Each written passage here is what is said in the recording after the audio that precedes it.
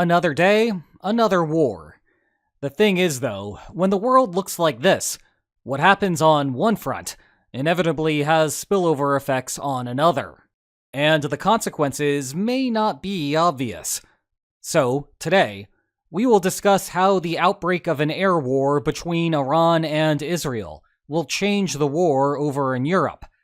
Specifically, we'll discuss a bunch of tricky things with the oil markets, the future of US politics, the subtle incentives the United States has in allocating aid to each of its partners, how the air war complicates the drone trade between Russia and Iran, the signal it sends about the quality of Russian arms, what this does for Trump's diplomatic efforts with Moscow and Kyiv, and what it reveals about the cohesiveness of the Russian counter-coalition. But let's begin with oil prices. The basic story you might imagine I'm about to tell is that oil markets really do not like instability in the Middle East, and so oil prices will go up. Meanwhile, the Kremlin funds its war in Ukraine through oil receipts. So, higher prices, more materiel for Russia, bad times for Ukraine. Right? Well, the easiest measure of the problem would seem to agree. West Texas Intermediate prices shot up about $8 to $76 per barrel in the immediate aftermath of Israel's first strikes. However, the problem with looking at the markets is that both Iranian and Russian oil operate on a completely separate track. Welcome to the world of Western sanctions, where Moscow and Tehran have to seek salvation from Beijing. Trying to get reliable pricing in such a shadow market is difficult, but some Econ 101 will help us out. Generally speaking, China pays less for Iranian and Russian barrels because few other countries are willing to break the Western sanctions regime. Lower demand, lower prices. So, on the macro scale, the two prices tend to track each other, but the price that Beijing pays is lower. Thus, if the world price generally jumps, so too will the alternative price. However, the air war is affecting oil futures in two separate ways. First is the possibility that oil will come off the global market generally, perhaps because the situation escalates, and Iran takes a risk by shutting down the Strait of Hormuz, which would handicap oil exports from a bunch of key players: Saudi Arabia, Kuwait, and Iraq. But I have already spoken for 90 minutes on the subject. Regardless, that would bring about the aforementioned good news for Moscow, reflected in the higher West Texas Intermediate oil prices. Beyond that, there is the possibility that the Iranian oil specifically will come off of the market. Because Israel is targeting Iran's oil infrastructure. This would still result in an increase in the global market's prices, but the spike would be even larger in the shadow market. Essentially, the spread between the two starts to converge. The basic idea is that the shadow market has a smaller overall supply, and so it is more sensitive to losing a single country's barrels. That would mean that the $8 shift in West Texas Intermediate actually underrepresents the gains that Russia makes from the affair. Keep in mind, of course, that these prices will remain in flux as the situation evolves. West Texas Intermediate was back down to $72 a barrel at the time of writing, only a $4 increase from the pre-strike price. If that goes higher, though, US consumers will start to feel the effects of inflation, and that could be a problem. Actually, that provides a good segue to our next topic, which is the effect on US domestic politics. To put it mildly, the general consensus is that Trump's victory in the November 2024 election has been a net negative for Ukraine regarding the war. Trump, of course, is term limited in the 2028 election, but well before that is the 2026 midterm elections, which is an opportunity for Democrats to try to retake control of Congress and shift the agenda in their favor.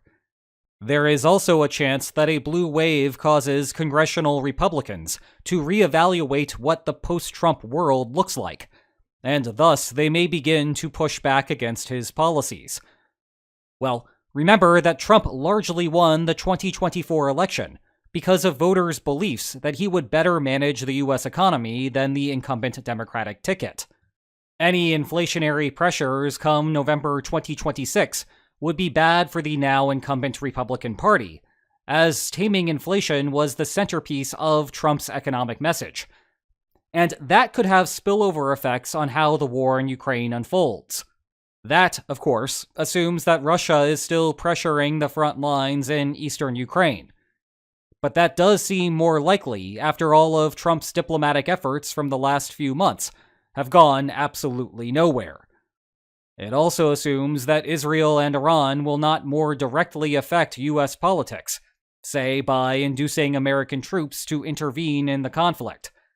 However, discussing that part seems like something best classified as a bridge to cross when we come to it. Then again, there is something related that is happening right now. And for another convenient segue, let's pivot to Washington's decision on how to allocate assistance to Ukraine and Israel. Now, you might hear two different takes on what is happening here, yet neither of those is the full story. One perspective is that a greater need to assist Israel has no bearing on Ukraine, because the Trump administration has already abandoned Ukraine, and all that is really getting drained is the effort to coerce China. That is outright false. In fact, a couple of small aid packages to Ukraine have recently come through. Emphasis on small, but they are still coming. Obviously, the situation is worse than it was under the Biden administration. It is just not as dire as much of the online discourse makes it out to be.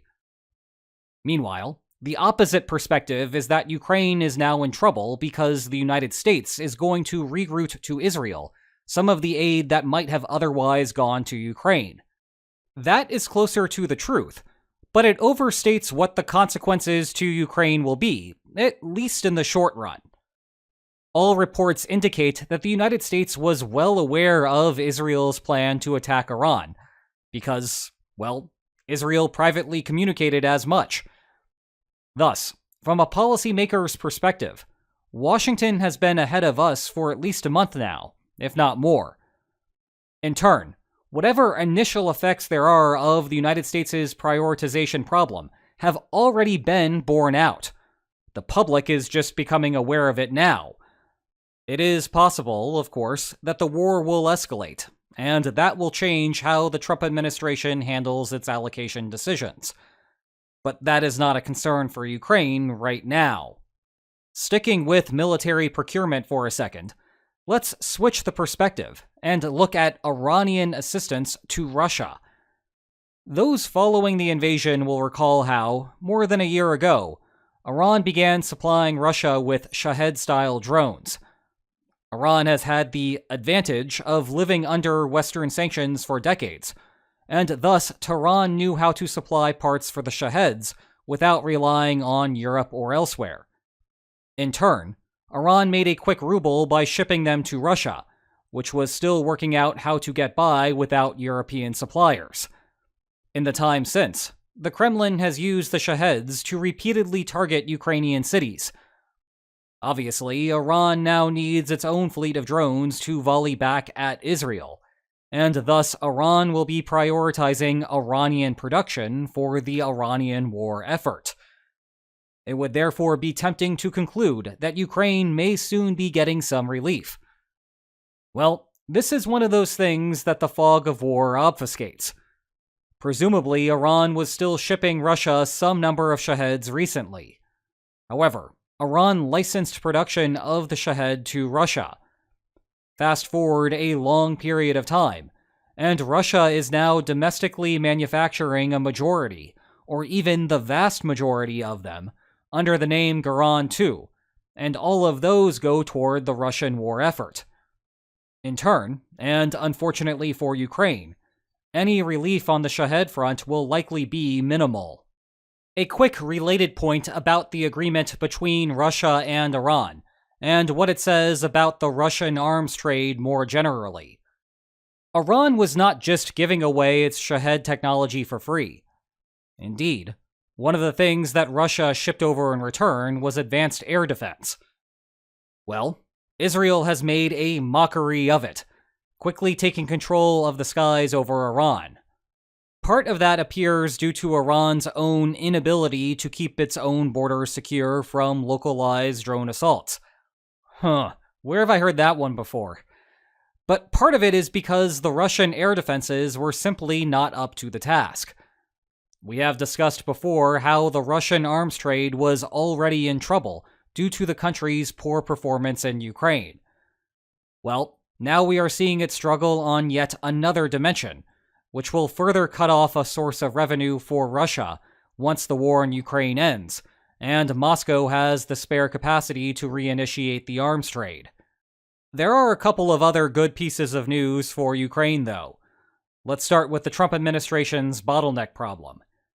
If you believe that Trump's attempts to reach a diplomatic outcome to the war have done more harm than good, well, he is about to have his time split between two conflicts. That may mean that he abandons the peace process between Ukraine and Russia. Whatever happens next with the aforementioned US aid allocations, it will give Europe some clearer directions on what the continent should best do for itself. And maybe that will result in less indecision about passing aid provisions or tougher enforcement of the sanctions regime. That, in turn, will put Ukraine on better footing. In a final and a bit of a fluffier point, this whole process is about to reveal the lack of cohesion inside of Russia's ad hoc counter-coalition. What I'm referring to is that loose confederation of Russia, China, Iran, North Korea, and the Yemeni Houthis, who are all united in their opposition to the current Western order. If you have been watching this channel enough, then you already know why I added the scare quotes around united. That being drawn together in opposition to something is not the same as sharing a common goal. Each of them wants to implement a policy that has nothing to do with any others. So whether Russia succeeds in conquering Ukraine means little to anyone sitting in Beijing, except for how it may enfeeble the West in trying to stop the PRC from taking control of Taiwan. That is why China helps Russia by doing things that bring in money, like importing cheap oil. But you do not see Beijing taking actions that would draw the ire and thus the economic wrath of the West. Well, the transactional nature of the counter-coalition is about to become more apparent to casual observers. For all of those Shahed drones that made their way to Russian warehouses not too long ago, you might have noticed that Moscow has not exactly come to the rescue of Tehran since the air war began.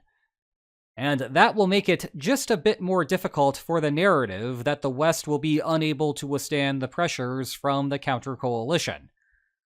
So, there you have it. 7 ways that the Israel-Iran war changes the Russia-Ukraine war. Have any questions about what is happening in the world now that we have another war on our hands? Well, I'm covering both wars. Ask your question in the comment section, and I will answer some of them soon in a Q&A video over on Lines on Maps Extra. Meanwhile, if you are seeking extra information about the first of the wars, then here are 2 awesome books about the subject. Check the video description for more information about them. And if you enjoyed this video, please like, share, and subscribe, and I will see you next time. Take care.